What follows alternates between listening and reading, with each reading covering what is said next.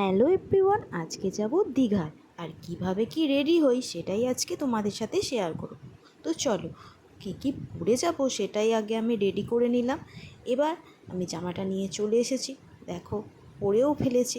এবারে তো একটু মেকআপ করতেই হবে, ঘুরতে যাব আর মেকআপ করব না, এটা কি হতে পারে?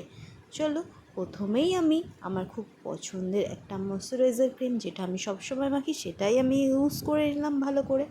এবারে তো একটু প্রাইমার ইউজ করতে হবে, তাই প্রাইমারটাও ভালো করে মুখের মধ্যে অ্যাপ্লাই করে নিলাম। খুব একটা বেশি মেকআপ করব না, যেহেতু সারা রাত জার্নি করব, তাই হালকা ফুলকাই মেকআপটা করব। তারপরে আমি অ্যাপ্লাই করে নিচ্ছি মুখের ওপর একটা খুব সুন্দর, আমার খুব ফেভারিট ফাউন্ডেশন। তাড়াতাড়ি করে আমি অ্যাপ্লাই করে নিচ্ছি, যেহেতু অনেকটা দেরি হয়ে গেছে, সবাই রেডি হয়ে গেছে আর আমি একাই রেডি হই। তারপর আমি আইব্রোটা ভালো করে ড্র করে নিলাম। ড্র করে নেওয়ার পর এখন আমি আইব্রো ব্রাশ দিয়ে আইব্রোটা ভালো করে সেট করে নিলাম। দেখো মোটামুটি ঠিক আছে। তারপর কম্প্যাক্ট পাউডার দিয়ে মুখটাও ভালো করে সেট করে নিচ্ছি। তারপর আমি লাগিয়ে নিচ্ছি লিপস্টিকটা ভালো করে পরে নেওয়ার পর তারপর আমি পরে নেব একটু আইলাইনার, যাতে চোখগুলো আমার টানা টানা আর সুন্দর দেখায়।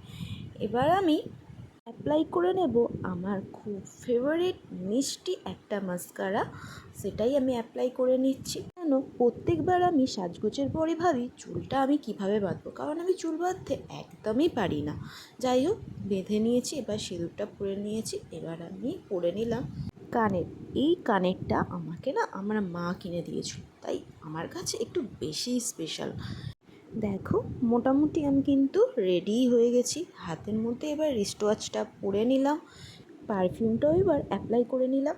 এটাই হলো আমার ফাইনাল লুক। সবাই বলো আমাকে কেমন লাগছে, কমেন্টে জানাতে ভুলো না কিন্তু। টাটা।